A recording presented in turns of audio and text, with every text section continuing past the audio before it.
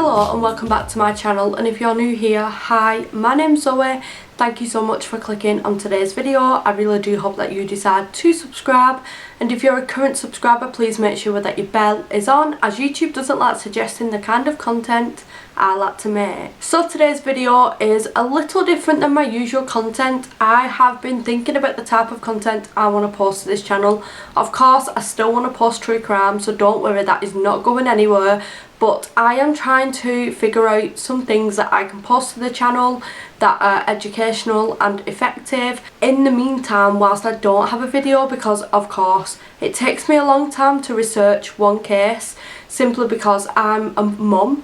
I am working a business. I have a pretty much a full-time life. I am always on the go.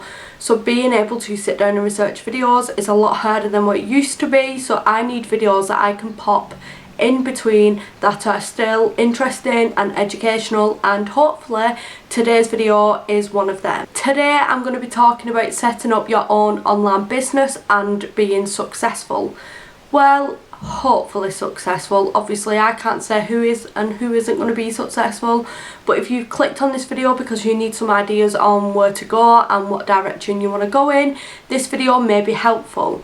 Just be aware that this video has been structured off my own experiences. I am not saying you're going to be a billionaire overnight, because to be honest I'm not. I'm getting orders and my website is getting a lot of visitors, but I'm successful to my own goals. I'm not successful as in a millionaire. So I recently launched a homeware and gifts company that at the moment is only selling in the UK.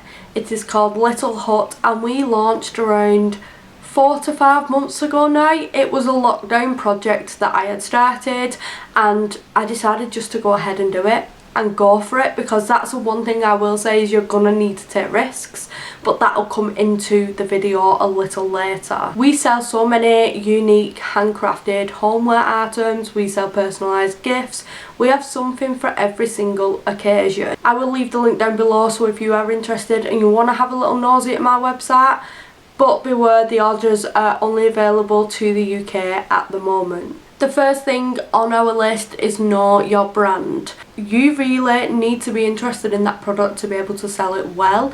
You need to be invested in that type of product and that niche and that brand. So really have a sit down and have a think about what is your passion, what do you want to sell, what do you think would sell well, and check out the competition as well online to see, can I compete with these people? Can I possibly compete with these other brands that are selling the same type of items as myself? The next thing is budget. Now, when setting up an online website, you will see on Google a lot of people go for websites for free, setting up your own business for free, and I'm sorry, and to be blunt about it, there is no way you're going to set up your own business and be successful without any money at all, without spending a penny. You are going to need to spend money, so you need to figure out what money you have that's disposable. I at the moment get paid every 2 weeks, and I know exactly what I have disposable from that, and I use that towards my website, and I have done from the very beginning. Or if you already have savings that you want to invest into your business, know exactly what you can spend. Setting up a website will cost you money, and you will have to subscribe to other websites that again will cost you money. Your items, whether you want to drop ship, which is going through other companies that will process orders for you and send it out to the customers, that's going to cost money. Or if you want to bulk buy the items and stock them in your home, that again is going to cost money. You're going to have a big amount of money up front to pay for them items. So really sit down and think about your budget. The next thing is a business plan. Now, the budget and your brand can also come into your business plan, so you know exactly where you're heading with everything.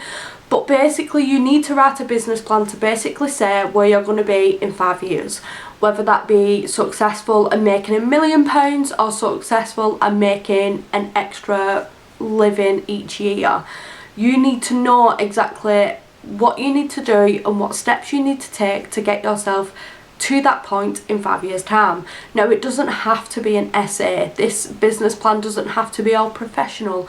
It could be a mind map, it could be a list, it could be something that in your own mind you can follow, you can look back on, and something to motivate you and keep you on track during your journey. Again, you can write down your budget in there so you know how much you can and can't spend, and you can write your brand in there to make sure that you're forever sticking to that brand and not branching out of that brand. If you decide that you want to branch out of the brand, that is absolutely fine as well. It is your business, you can take it wherever you want to take it. But it is really handy to have a plan so you know exactly where you're going with your business. The next one is don't stress about money. Like I said, within the budget, you are probably going to lose money before you see a profit. Now, that is totally okay. But if you're somebody who's already nervous about that, you're going to continue to stress yourself out even more. And I would say that a business wouldn't be the right thing for you right now. Maybe address the difficulties going on in your life around money first before jumping in with a business, because starting your own business from scratch probably isn't going to solve your financial difficulties. The next one is take courses and learn from people's experiences online. There are many training courses and documents online that you can sit and read through, and it would be really beneficial to go over these because it gives you a heads up of what you're getting into. Especially watching videos online on YouTube, like right now, seeing other people's experiences is going to help you a lot because it's going to put your mind in that right mindset and take you further than what you could believe. There is nothing wrong with knowledge. You need some sort of knowledge when going into these things. Now, I was never an expert. I had never studied business. None of that stuff when I started out this online business, but I took the time to sit down and look into some stuff and give myself that little bit of knowledge so I had some sort of heads up when going into it. So I really advise looking through the free training modules online and looking into people's videos on YouTube. These are free ways that you can learn and it'll just better yourself for the future. Once you have decided what your brand is, the next thing you're going to need is a product base. I use a mixture of wholesale, which is bulk buying items, keeping them in your home and sending them to the customer, and drop shipping. Now, drop shipping is where you advertise another company's products, and then when the order is made, you make the order with them, you get it at a discounted price, and they send the order out to the customer. At the moment, I only use UK suppliers, drop shippers, because I believe that the items are more better quality and they get to the customer quicker. I also use handcrafters who advertise their products on my website. I again get it at a discounted price, they make the products for me and they send them out to the customers. They get their order, I get mine, and it just makes it so that my website is unique. As I said earlier about competition, I want my items to be different to theirs, so that's why I use handcrafters, because I find that the items are a lot more unique and they are all made with love and care. So there are many different ways that you can go about finding products for your website. Now, suppliers / dropshippers are not easy to find. They usually keep their websites and contact information very hidden. It is a timely process going through Google and going through different contacts and trying to find people, but it is so worth it in the end. And I will leave a directory link down below for those who are looking for suppliers and are thinking of setting up their online business. This directory is filled with suppliers' contact details, but you do have to pay a monthly fee, which again, this is why I said you need a budget, because you are going to be paying certain subscriptions, but it really is worth paying I think it's £9 a month. It's really worth paying that to have all them contact details, so I will leave that down below. So the next one on my list is website. Now, I highly suggest that you check out different providers when it comes to websites. Please don't just type in free website providers, free web pages, create a free web page, because that's not going to give you the most professional look and you'll be very limited to what you can do behind the scenes. I advise looking into each popular website provider, so GoDaddy, Shopify, Wix and seeing what they offer for their prices. See if any of their templates give you the feel that you want to feel, and then go ahead from there. So I use Shopify for my website, and when I set up the website I found it really easy to use, and I am not technical at all.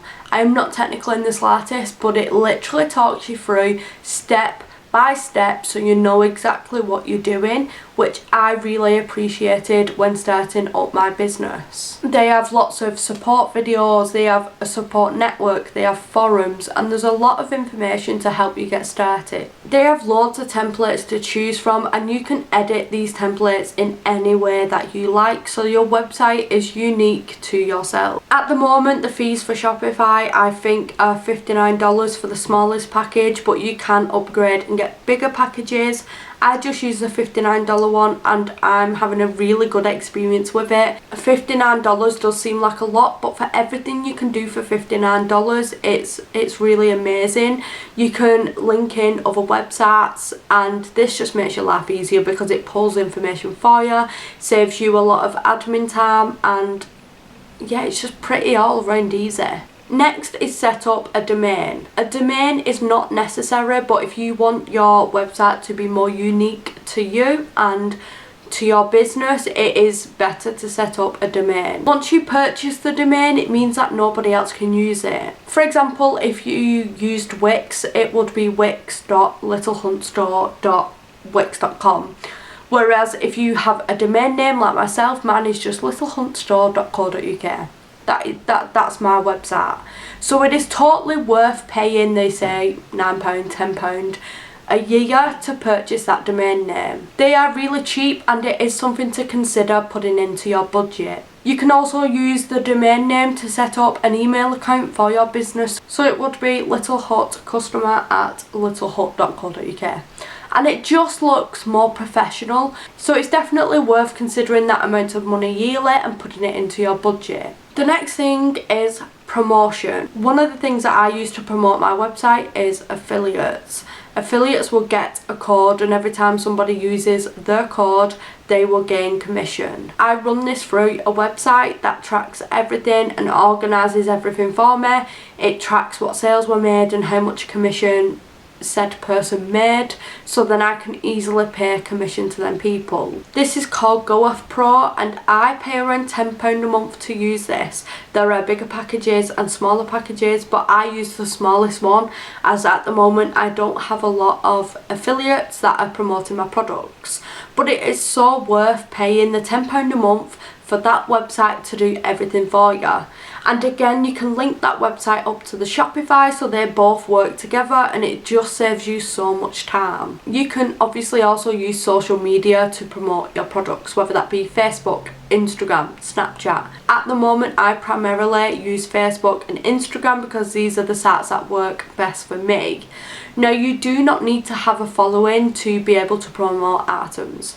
I think that sometimes having a following isn't as beneficial as growing your own accounts. Having people following you that are actually interested in the items.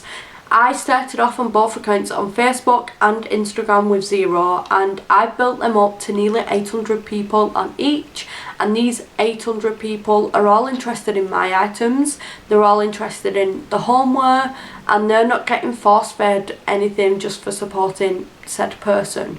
So I don't believe that you need to have a following to be able to promote items and sell items from your social media. The next thing on my list is posting items if you buy wholesale. When you buy wholesale, you would post the items out to the customer every time that a sale is made. I would make sure that your packaging is kind on the eye and professional. I would usually wrap the items in bubble wrap and pop in a little note with the company logo and just a little thank you message.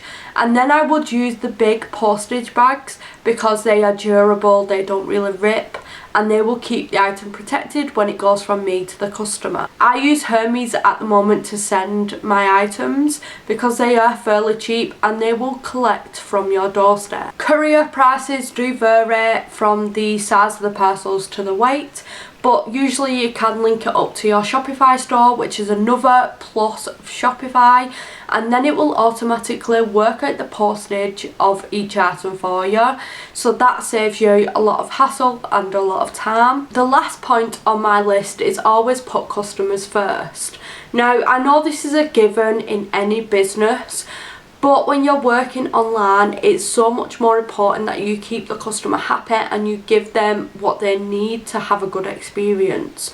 Because if they're gonna give a negative experience, it's gonna go online and everybody's gonna see that about your business. And we all know news travels fast online. It's important to remain professional where you can.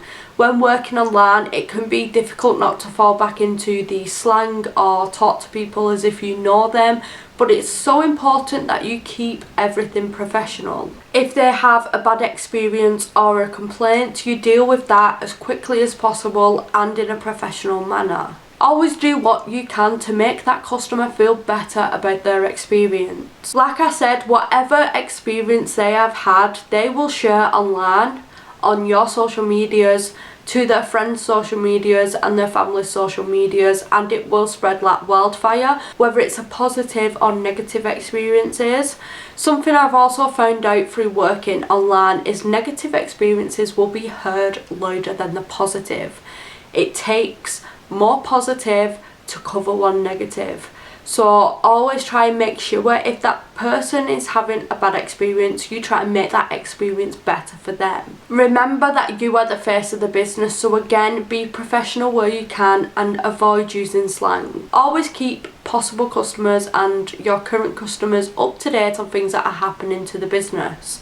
Now, I launched my business during a national pandemic, so I had to be very honest and upfront with customers from the get-go and keep them updated about everything. Delays and cancelled orders can happen to the best of us, but keeping a customer updated on every step of the journey will give them an overall better experience. Positive reviews and you turning a negative into a positive will mean that customers will come back and you'll get repetitive business to your store.